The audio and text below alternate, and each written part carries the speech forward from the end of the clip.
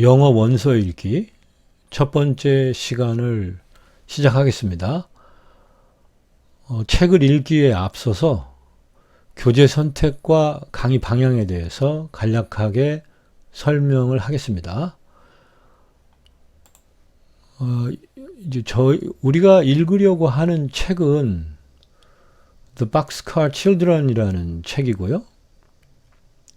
저자는 거트루드 챈들러 워너라고 하는데요. 이 책을 선택하게 된 이유를 좀 설명드리겠습니다.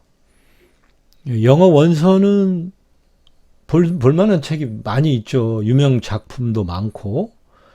그런데 영어 원서를 뭘 읽을까? 이걸 고르는 게 상당히 어려움이 많습니다. 그 이유는 아마도 영어가 외국어이기 때문에 우리 정신 연령하고 영어 실력하고 일치하지 않는 데서 문제가 생기는 것 같은데요. 보통 외국어가 아니라 이 본국어를, 그러니까 모국어죠. 모국어를 배우게 되면은 모국어를 배우는 과정에서는 정신 연령과 언어 실력이 동등하게 진행이 되죠.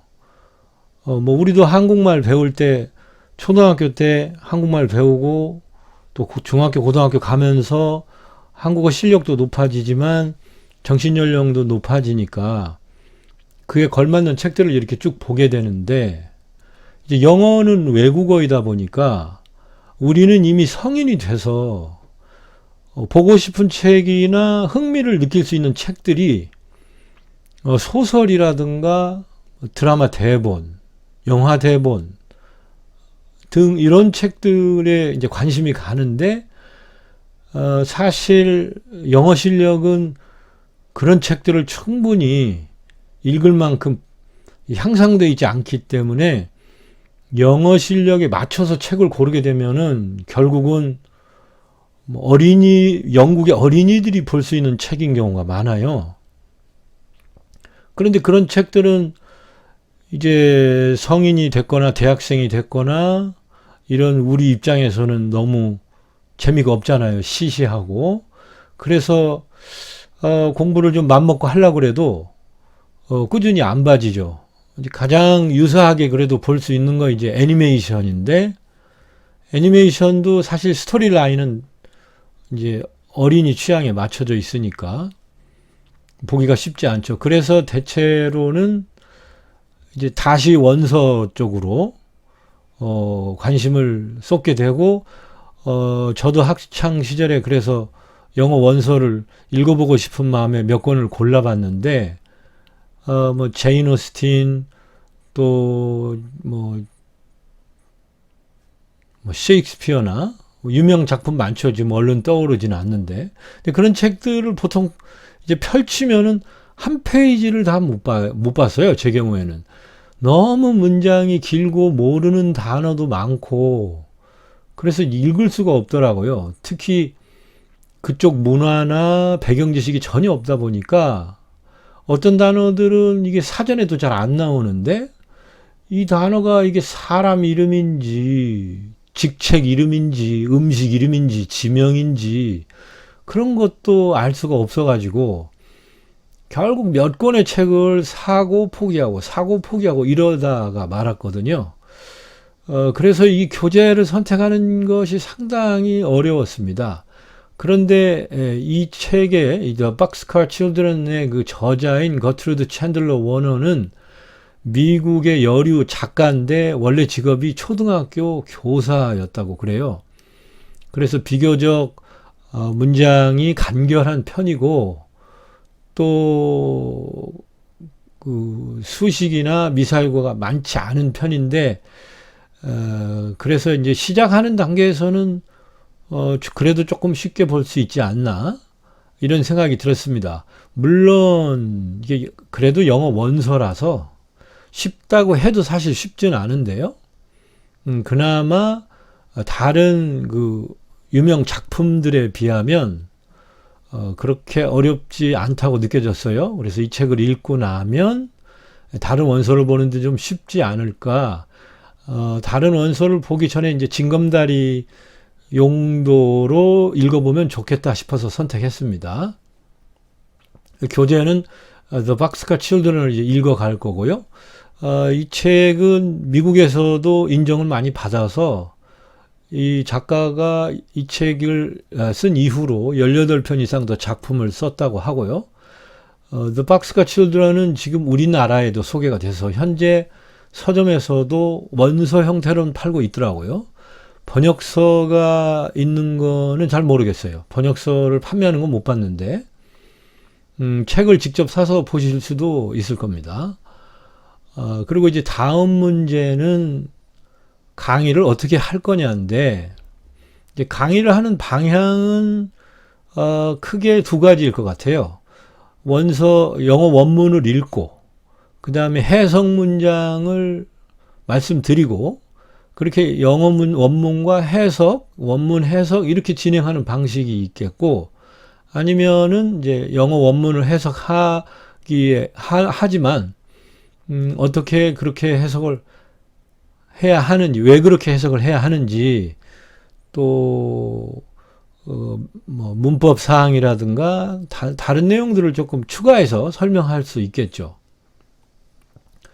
그 두 가지 방향에서 이제 어떻게 하는 쪽이 좋을까 고민하다가 동영상을 시청하시는 여러분의 입장에서 생각을 해 볼 때는 아무래도 해석만 알고 싶었다면 굳이 동영상을 보실까 그런 생각이 들었어요. 왜냐하면 서점에 가면 지금도 영어를 한쪽에 쓰고 한 페이지에 쓰고 해석 문장을 또 다른 한 페이지에 써서 원문과 해석을 동시에 보여주는 영한대역 형태의 책들이 출판된 게 많이 있잖아요.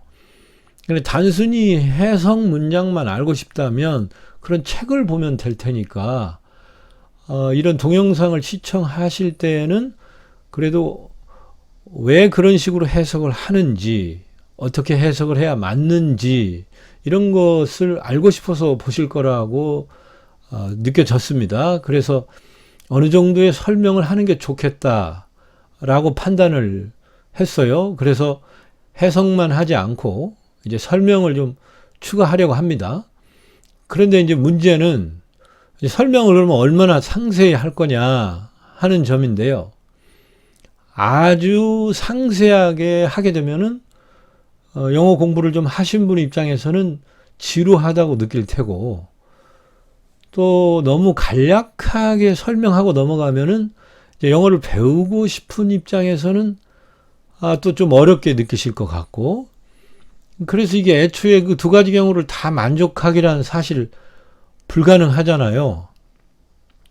그래서 이제 어느 정도나 상세하게 하는 것이 좋겠냐 이 점이 참 또 고민인데요.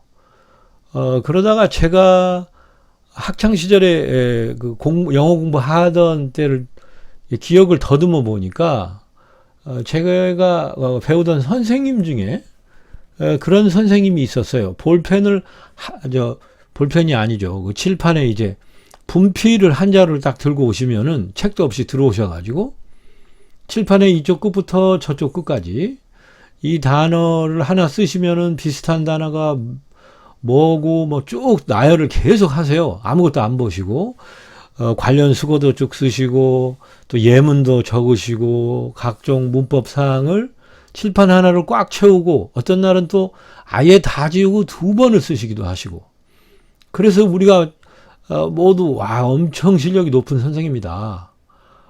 그리고 감탄을 하면서 봤는데 저도 그 수업을 들을 때 이제 처음에는 너무 신기했고 저렇게 영어를 잘하실까 그랬는데 이제 날이 갈수록 나중에는 약간 그 묘기 구경하듯이 그렇게 보게 되고 그 칠판을 꽉 채운 내용들을 내가 다 공부해야 한다고 생각하면은 너무 부담스럽더라고요. 그걸 한 번에 다 알아들을 길이 없잖아요. 그래서 오히려 그 도움이 됐다기보다 좀 영어에 질리는 그런 느낌도 받았거든요. 그래서 그런 기억을 되살려서 저는 한 강의에서 딱 한 가지 사항만 상세하게 설명을 할 계획입니다. 한 번에 하나씩만 배우더라도 강의가 이제 계속 누적이 돼 가다 보면은 자연히 실력이 쌓이지 않겠습니까? 한 번에 많이 배운다고 뭐 다 알 수 있는 건 아니니까.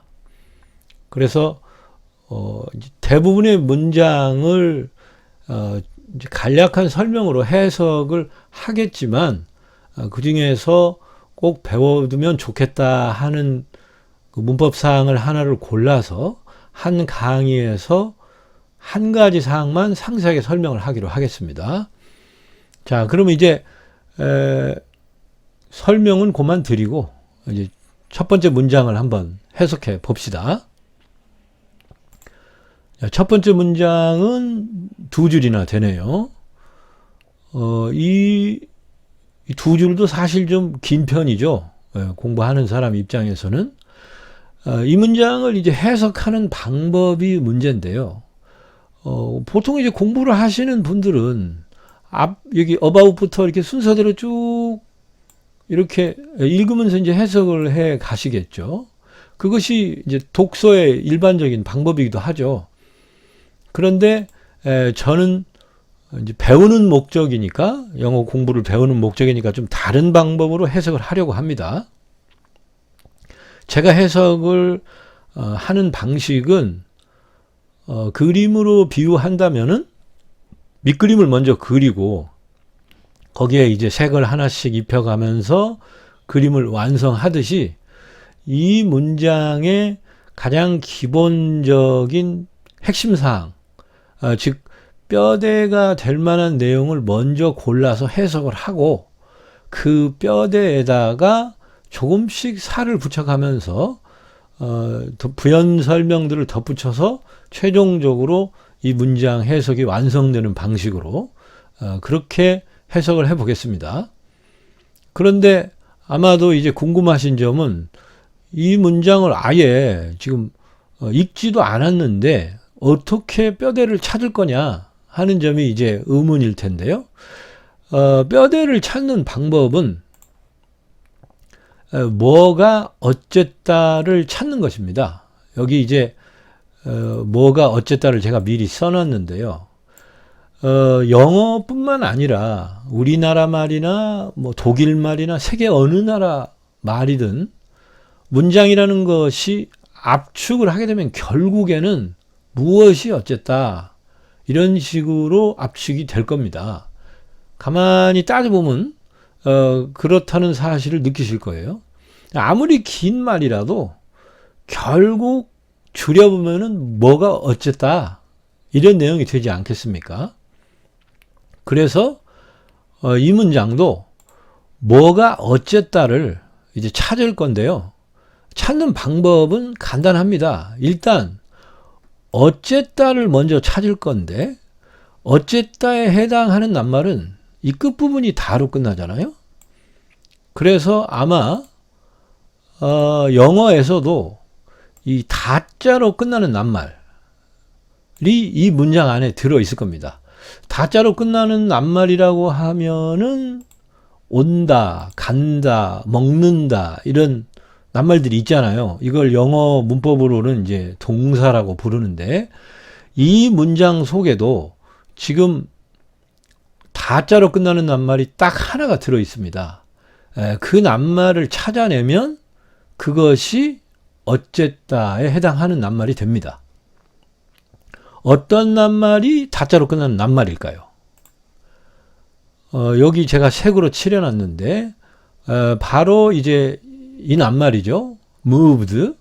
이 moved는 우리나라 말로 해석하면 이제 움직였다라고 해석이 되는데요. 움직였다 또는 이동했다 이런 뜻이라서 다자로 끝나는 낱말이죠. 그래서 이 문장은 해석을 하면 결국은 움직였다 이렇게 끝이 난다는 얘기입니다. 그런데 움직였다로 말이 끝나려면 뭔가 움직일 만한 주인공, 이 움직였다의 그 주체가 있어야 하지 않겠어요? 그래야 무엇이 움직였다 이렇게 말이 될 거 아닙니까? 그래서 이번에는 무엇이 움직였다는 것인지 무엇이 해당하는 낱말을 이제 찾아보겠습니다.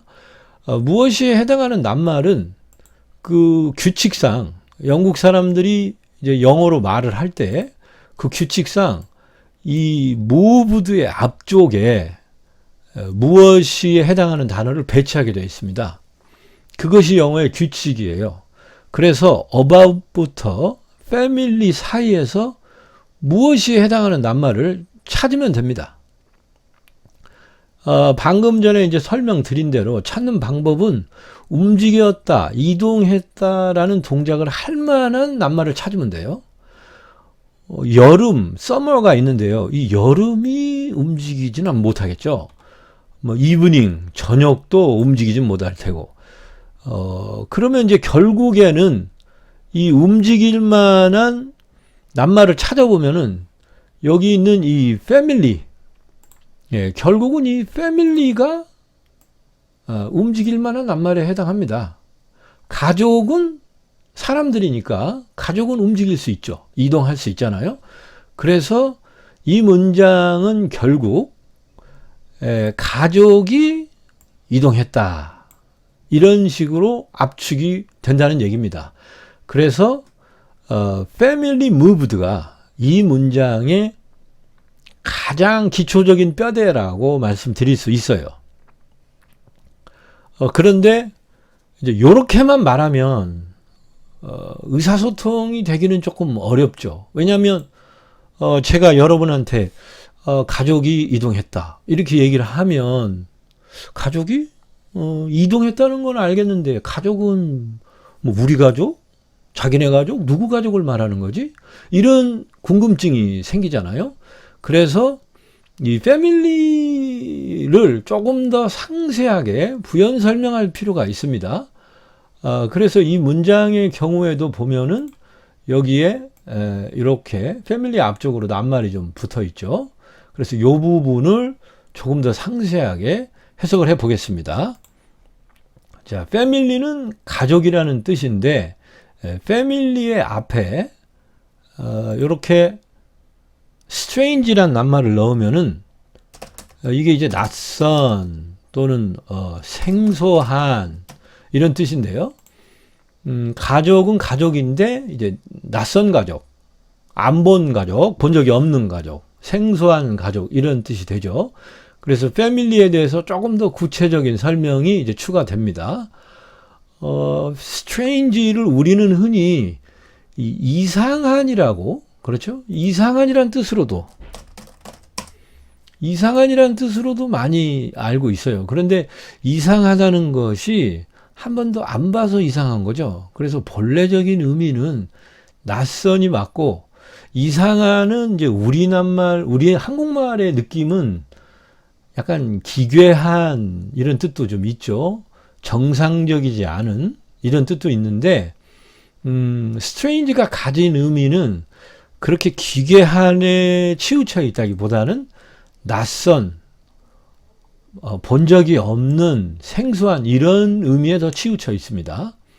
그래서 strange family는 한 번도 본 적이 없는 가족이라는 뜻이 되겠어요. 그리고 그 앞에 이제 어라는 단어가 또 붙어 있죠. 이 어는 아주 흔하고 매우 자주 접하지만 또 우리말로는 사실 해석을 할 때도 있고 안 할 때도 있고, 이게 하나라고 막 설명을 하기도 하는데 원하고는 뭐가 다른 건지, 원도 1, 2, 3 할 때 원도 하나인데 이 어가 상당히 어려운 낱말에 속합니다. 그렇지만 해석을 안 해도 또 전체 문맥에 크게 영향을 안 끼치니까 일반적으로는 이제 무시하고 넘어가는 일이 많죠. 그런데 이제 오늘 첫 시간에는 제대로 배울 한 가지를 어로 하겠습니다. 오늘 이 어의 뜻을 정확하게 한번 배워서 앞으로 이제 어가 나올 때마다 오늘 공부한 내용을 적용해서 제대로 한번 해석을 해보시기 바랍니다. 이게 이제 맞는지는 사실 모르겠는데요. 제가 해석하기로 어는 한 단위의라는 뜻으로 저는 해석을 합니다. 한 단위의. 단위라는 것이 이제 자동차 같으면은 한 대, 남자 같으면은 한 명, 건물은 또 한 동, 배는 또 한 척. 이제 우리는 이 단위를 이렇게 사물마다 다 다르게 쓰고 있어요. 우리나라 말의 경우에는 그렇죠.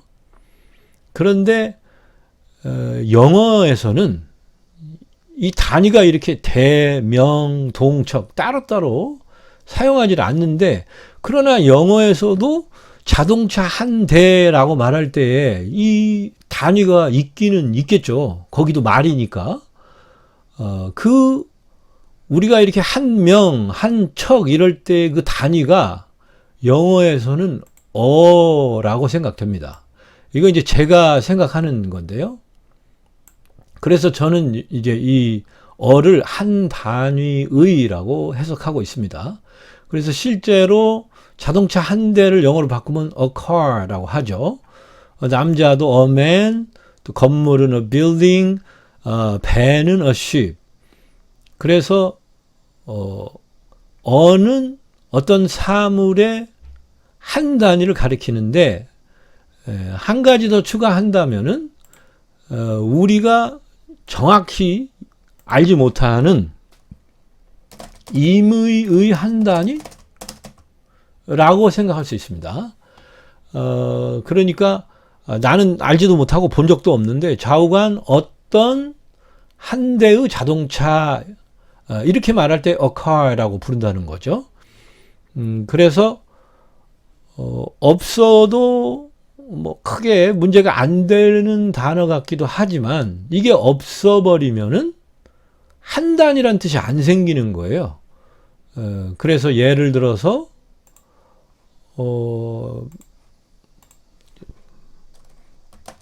바나나, 바나나라고 하는데 우리 바나나가 익숙하죠. BA NA입니까? 바나나. 이 바나나라고 읽는 바나나가 이게 그냥 바나나하고 말이죠. 어를 붙여서 바나나라고 하는 게 뜻이 비슷할 것 같아도 다르게 됩니다. 바나나는 한 단위의 바나나니까 온전한 바나나 한 개입니다.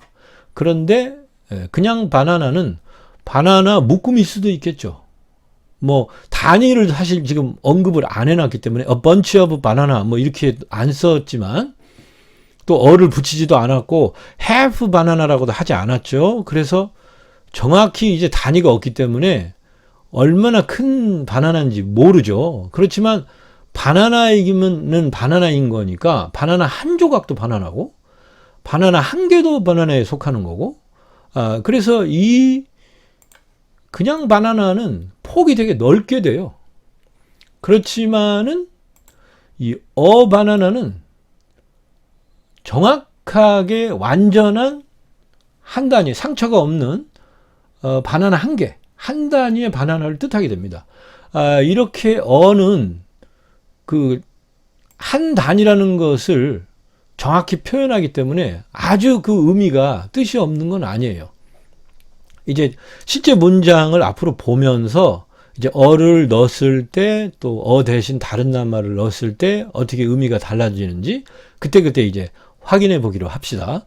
그럼 다시 이제 원문으로 돌아가면 여기 있는 어가 지금 한 단위의 낯선 패밀리니까 우리가 모르는 임의의 한 가족을 가리키게 됩니다.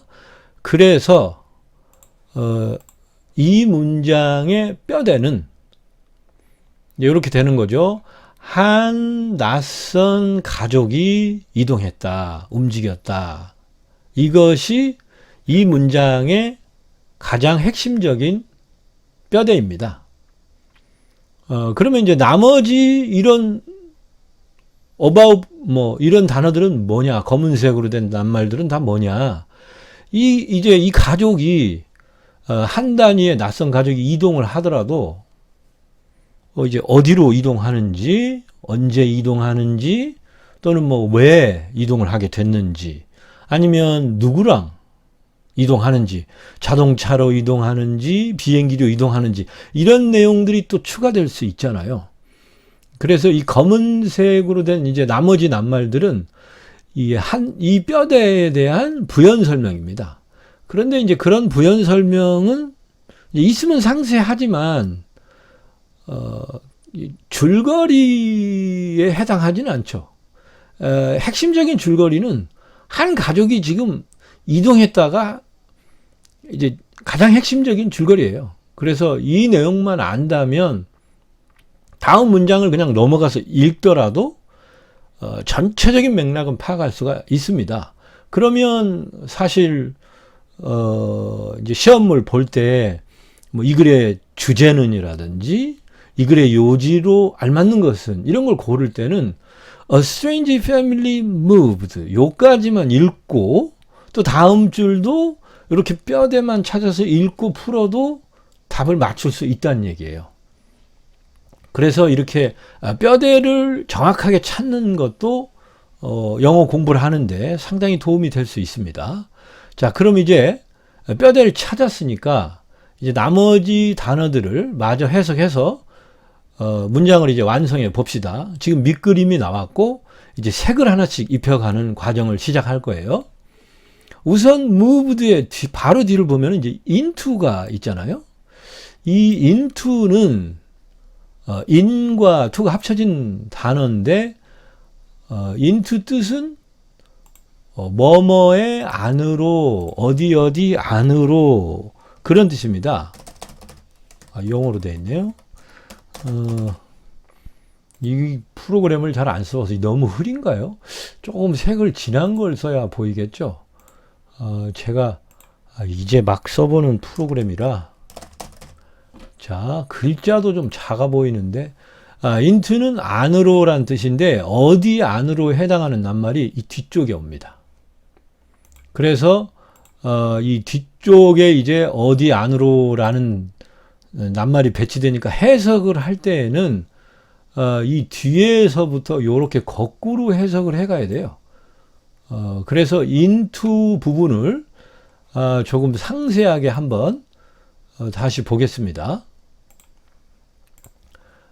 일단 into가 뭐뭐 안으로란 뜻이라서 지금 이 뒤에 이제 어디 안으로 가는지 이 어디에 해당하는 낱말이 있어야 되는데 여기 village라는 낱말을 썼어요. village는 뜻이 마을이란 뜻이죠. 마을. 그러면은 이 문제 into village는 마을의 안으로 이런 뜻이 됩니다. 그런데 village 앞에 이제 다시 또 little을 붙였어요. 그러면은 little은 작은이란 뜻이니까 into little village는 작은 마을 안으로가 되겠죠. 그리고 다시 여기 더를 붙였는데요.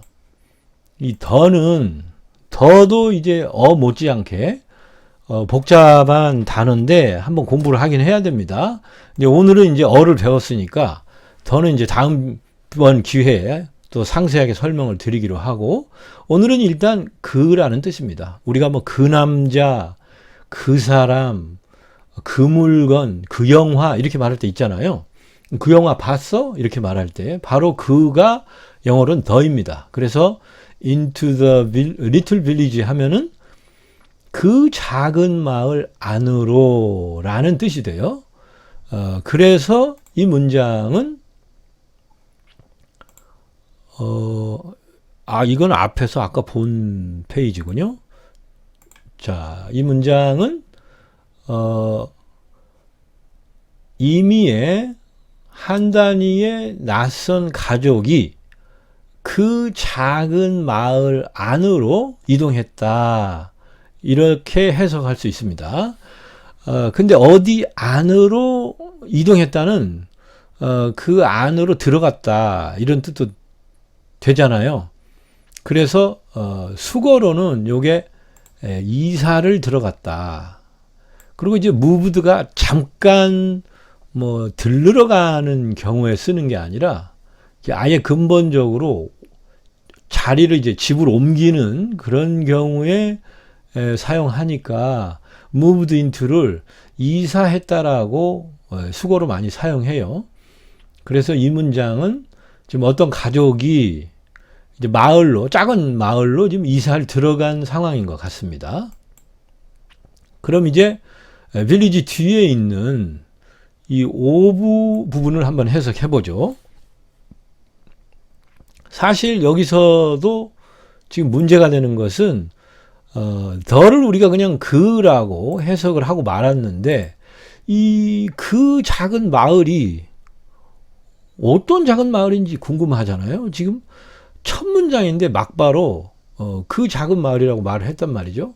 우리가 보통 대화를 할 때에도 보자마자 막바로 얘기를 꺼내자마자 그냥 그 사람 봤어? 이렇게 말은 하지 않잖아요.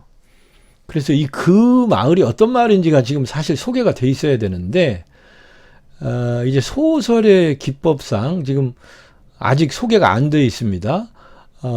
이제 이야기를 시작할 때 보통 사건은 그날 밤에 시작되었다. 뭐 이렇게 전개를 시작하는 이야기들이 있잖아요. 그게 이제 호기심을 더 유발하기도 하고 지금 이 문장도 사실 그런 관점에서 그냥 막바로 지금 그 작은 마을이라고 이제 소개를 한 건데 이 마을에 지금 대한 부연 설명으로 지금 오브가 온 겁니다. 이 오브를 좀 부분을 상세히 좀 보면요. 이 오브는 제가 해석을 할 때에는 뭐뭐에 속하는 으로 해석합니다. 그래서 이게 이제 소속을 표현할 때 오브를 사용하는데요. 이 오브도 이 뒤에 낱말과 한 덩어리를 이룹니다. 그래서 이 뒤에서부터 이렇게 거꾸로 해석을 해가야 돼요. 그래서 이 뒤에 있는 지금 이 미들섹스라는 단어와 한 덩어리를 이루어서 미들섹스에 속하는 그런 뜻이 됩니다. of 미들섹스가. 그러면 이제 전체 문장 이 The Little Village of Middlesex는 미들섹스에 속하는 그 작은 마을이니까 간략하게 해석하면은 미들섹스의 그 작은 마을 이렇게 설명할 수가 있습니다. 이 미들섹스는 앞부분이 지금 첫 글자가 대문자로 돼 있죠. 이 부분이 지금 대문자입니다. 이렇게 낱말의 첫 부분이 대문자로 시작하면은 이제 사물의 이름에 해당하죠. 사람 이름이라든가 도시의 이름이라든가 나라 이름이라든가. 그런데 지금 이게 마을이 여기 속했다고 이렇게 한 걸로 봐서는 아마 미들섹스가 도시의 이름인 것 같아요. 그래서 도시의 이름인데 이 미들섹스라는 이 도시명에 대해서 잠깐 공부를 좀 하고 갈까요? 공부까지는 아니고 이 도시 이름을 붙일 때 그냥 막 붙이지는 않기 때문에 그리고 이제 아시는 분은 아마 궁금하게 생각하셨을 수도 있는데 이 부분이 이제 미들이라는 게 영어 단어로 있죠. 중간에 이런 뜻이 있잖아요. 그래서 도시의 이름 안에 지금 중간에가 있고 사실 이 뒷부분에 있는 낱말도 이 뒤쪽에도 지금 이게 영어 단어죠. 이 부분도 남성 여성 할 때 그 섹스인데 도시명으로 이런 게 있으니까 좀 의아할 수도 있습니다. 그런데 그 영국이라는 섬에 원래 살지는 않았고 그 앵글로 섹슨이라는 앵글로니까 G로 글로 섹슨 SAXONS 앵글로 섹슨이라는 이 종족이 있어요. 아마 제가 알기로는 앵글로로부터 이제 그 잉글리시라는 영어 언어 이름 명칭도 나온 걸로 알고 있는데요. 이 앵글로색슨은 영국의 섬에 원래 살지는 않았고요. 나중에 영국으로 이제 쳐들어가서 영국의 이제 어느 지역을 이렇게 점령을 하게 되는 것 같아요. 어느 지역을 이렇게 점령을 했는데, 그러면 이제 앵글로색슨족이 지배하는 영토, 지역이 되겠죠. 근데 그 중에서, 이렇게 오른쪽, 그러니까 뭐, 이스트라고 할까요? 이스트? 이스트 지역이면은,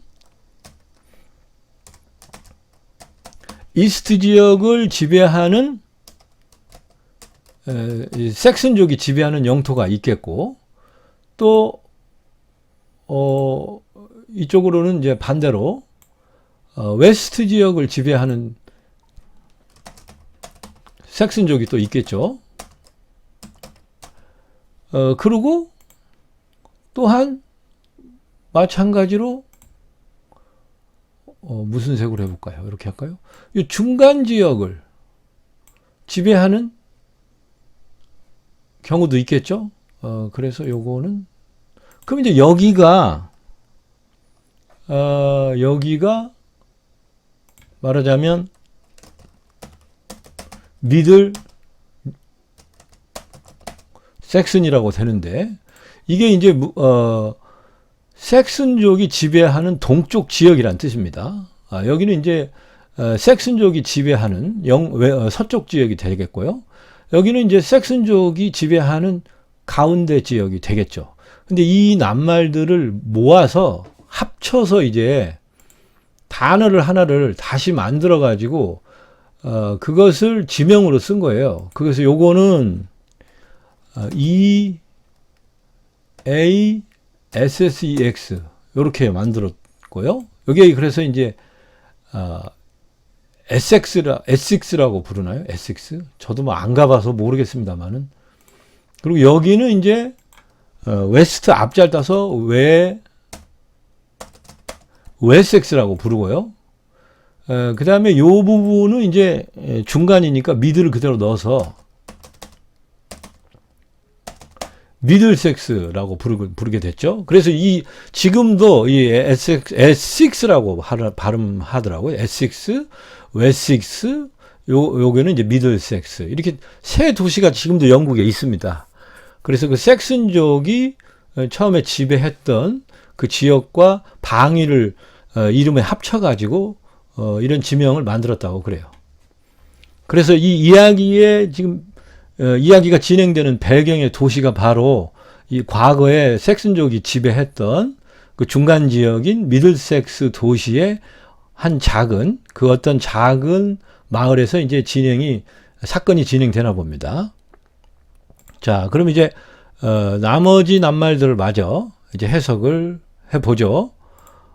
그러면 이제 일단 지금 해석한 부분까지는 이제 이미의 낯선 가족이 미들섹스라는 도시의 그 작은 마을로 이제 이사했다. 안으로 이동했다. 이렇게 해석할 수 있고요. 이제 나머지 부분은 지금 요 부분하고 이제 또 이 부분하고로 이렇게 나뉘는데요. 우선 그 about으로 시작되는 부분을 좀 상세하게 보겠습니다. 이 about은 우리가 알기로는 이제 보통은 대략 이런 뜻으로 알고 있죠. 대략 이런 뜻으로 알고 있는데, 제가 해석하기로는 저는 이제 요게 이렇게 핵심 부분, 중앙에 중요한 부분이 있다고 치면은 이 주변 부위 잘못했네요. 다시 할까요? 여기가 이제 핵심이면 이게 죄송합니다. 조작이 쉽지 않아요. 지금 이렇게 테두리 부분, 요 부분이 지금 언저리지 않습니까? 언저리.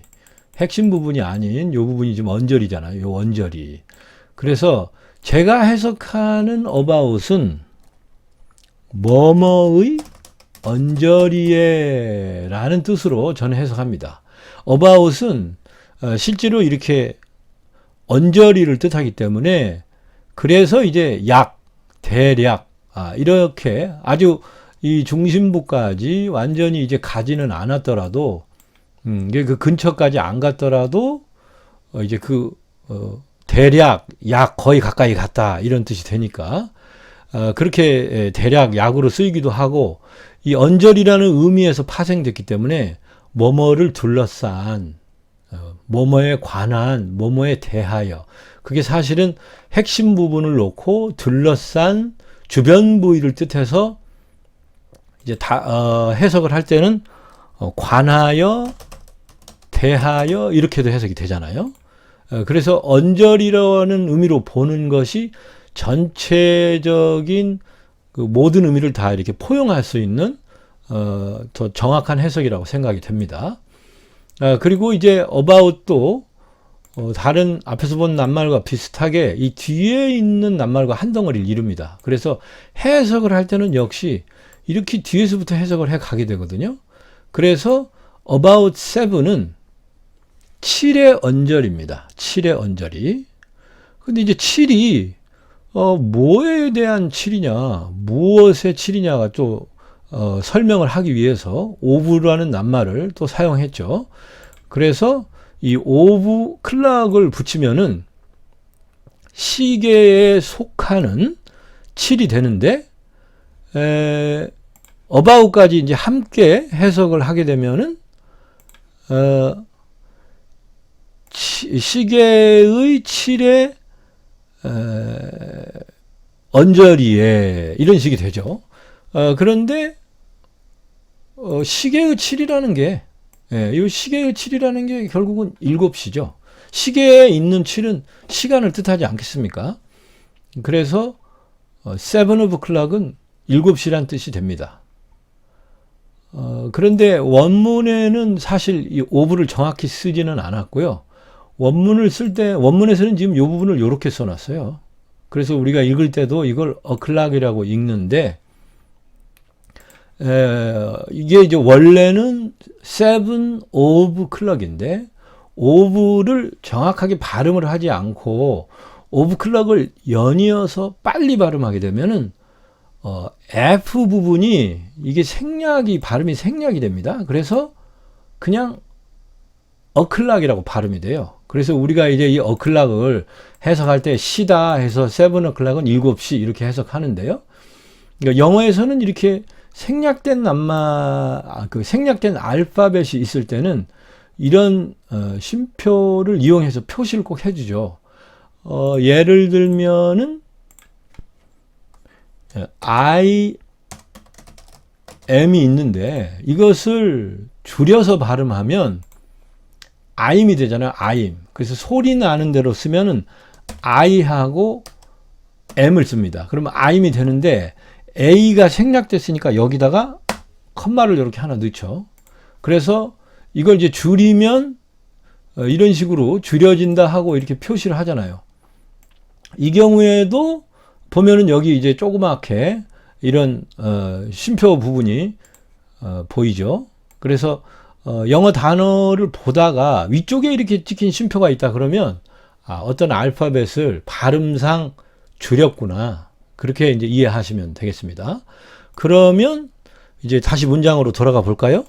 그러면 이제 문장이 해석이 어떻게 되냐면 7시 경에 이미에 우리가 모르는 낯선 가족이 미들섹스의 그 작은 마을로 이사 들어왔다. 이렇게 해석이 되죠. 그러면 이제 남은 부분이 이 One Hot Summer Evening 부분인데요. 이 부분을 조금 상세하게 보겠습니다. 사실 그 7시라고 표현한 이 부분이 말이죠.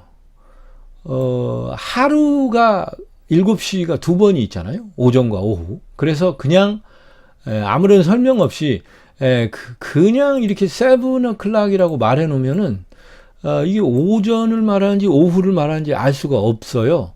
그래서 오전인지 오후인지 부연 설명이 필요합니다. 그런 부연 설명을 위해서 지금 여기에 one hot summer evening이 왔어요. evening은 저녁이잖아요. 그래서 결국은 이제 오후 7시라는 뜻이 되는 건데, 이 one hot summer evening을 좀 상세히 보면요. evening은 저녁이란 뜻이고, 여기에 이제 summer를 붙이게 되면 1년 내내 있는 저녁 중에서 이제 여름의 저녁으로 의미가 축소가 되죠. 그리고 거기에 다시 이렇게 핫을 붙이게 되면은 무더운 여름 저녁이 됩니다. 그리고 다시 앞에 원을 붙이면은 그 무더운 여름 저녁 중에서 어느 하루로 다시 이제 구체적으로 날짜가 정해지는데, 과거의 어느 날을 하루를 이렇게 딱 꼽아낼 때는 원이라는 낱말을 사용합니다. 그러면 이제 몇 월 며칠인지 정확히 말은 하지 않고 그 날짜를 말하는 것이 의미가 있는 건 아니라는 거죠. 그냥 어느 한 날이라는 정도만 표현하면 충분한데, 그렇게 어느 한 날, 과거의 어느 한 날을 말하고 싶을 때는 그냥 원을 써서 one day 이렇게 말을 하면은 그것이 이제 과거에 어느 한 날이라는 뜻이 되는 겁니다. 그럴 때 이제 one이라는 단어를 사용한다고 그래요. 그래서 one hot summer evening이라고 하면은 결국 이제 어느 날 하루 무더운 여름의 저녁 대략 7시 경에 우리가 모르는 이미의 낯선 가족이 미들섹스의 그 작은 마을로 이사를 들어왔다. 이렇게 해석이 됩니다. 그러면 이 전체 문장이 구성되어 있는 원리를 다시 한번 따져보겠습니다. 이 문장의 결국 핵심 뼈대는 simple family moved가 되겠죠.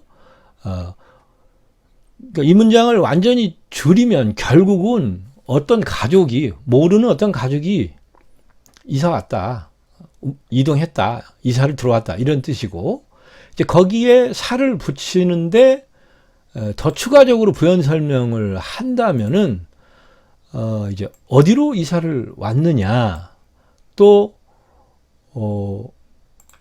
언제 그러면 이사를 왔느냐, 그런 내용에 대해서 부연 설명이 지금 붙어 있는 상태입니다.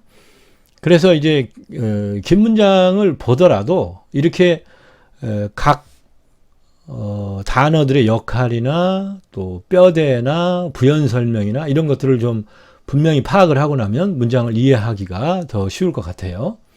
그럼 이제 마지막으로 전체 문장을 한번 읽고 강의를 끝마치도록 하겠습니다.